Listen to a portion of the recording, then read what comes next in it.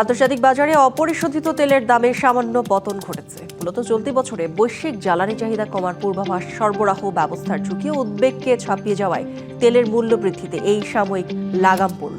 বৃহস্পতিবার আন্তর্জাতিক বেঞ্চমার্ক ব্রেন্ট ক্রুডের দাম 11 সেন্ট বা 0.12% কমে প্রতি ব্যারেল $88.87 নেমে এসেছে, যা আগের টানা 6 সেশনের মূল্যবৃদ্ধির ধারায় কিছুটা বিরতি টানল।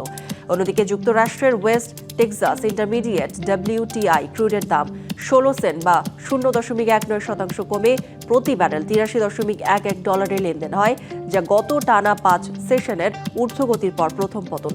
চলতি বছরে বিশ্বজুড়ে তেলের চাহিদা কমে যাওয়ায় সম্ভাবনা নিয়ে বিনিয়োগকারীরা মূল্যায়ন শুরু করায় দামে এই পতন দেখা দিয়েছে।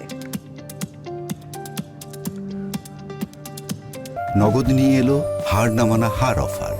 সর্বনিম্ন 10,000 টাকা রেমিটেন্স নগদে পাঠালে থাকছে স্বর্ণের হার জেতার সুযোগ।